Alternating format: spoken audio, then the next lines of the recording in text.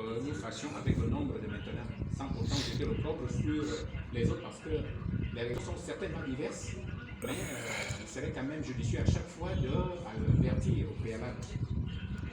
Bon, donc nous sommes ici pour relancer officiellement les activités de Aoura, c'est-à-dire l'année d'activité d'Aoura. Après, je peux dire 4 bons longs mois de vacances, comme toute association, il y a le repos et il y a la reprise des activités. Donc, c'est pour cela que nous sommes ici aujourd'hui. Et tout en rappelant aux uns aux autres que Aoura n'est pas une association à but lucratif. Nous sommes bel et bien une association à but non lucratif, une association de famille qui fonctionne avec tous les membres de sa famille, peu importe les différents statuts sociaux, parce que la famille reste toujours la famille, peu importe les différents statuts sociaux. C'est pour cela que nous avons voulu que Aoura porte ce chapeau, donc cette étiquette de famille. Nous nous soutenons avec ou sans moyens. Bon, j'ose espérer que beaucoup comprennent ce message, parce que c'est ce qui nous amène ici, c'est ce qui fait le socle, l'ossature de notre fonctionnement, c'est-à-dire l'entraide entre nous, la chaleur humaine, la chaleur familiale.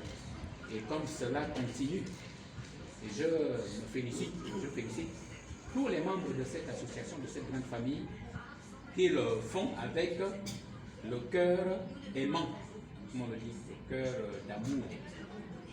C'est encore l'occasion de féliciter chacun de vous pour cette reprise et de confirmer votre fidélité et votre attachement à cette grande famille.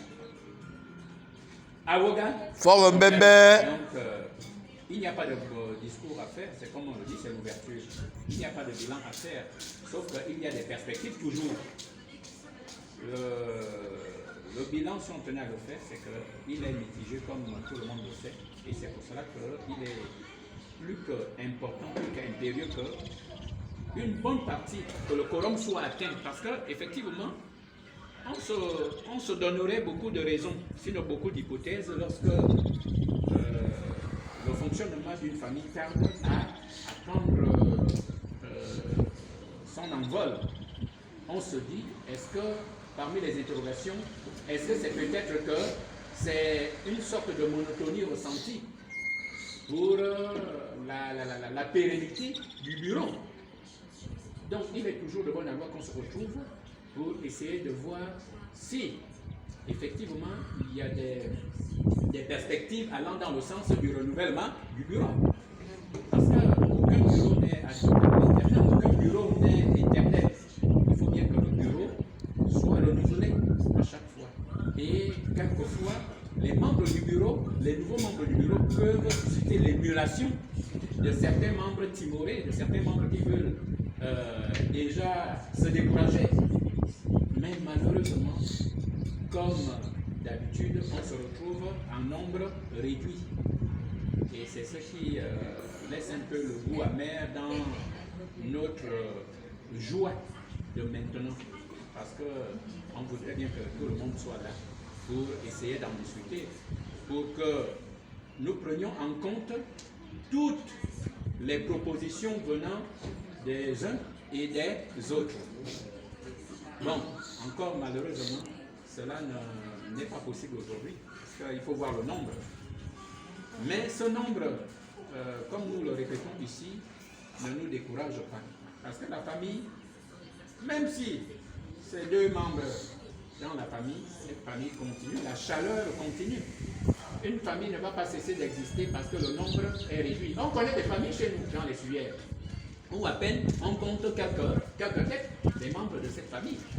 Mais cependant, on dit toujours famille telle, famille telle. La famille ne meurt pas. La famille ne meurt pas. Il y a un temps de repli. Peut-être qu'elle est peut-être jeune. Il y a des membres qui sont un peu partout étudiés. Et quand ils reviennent avec l'ancienneté, ces membres font revivre la famille parce qu'elle est naturelle, parce que la famille est spirituelle, elle est céleste. Donc, le bilan, comme on le disait, il est litigieux.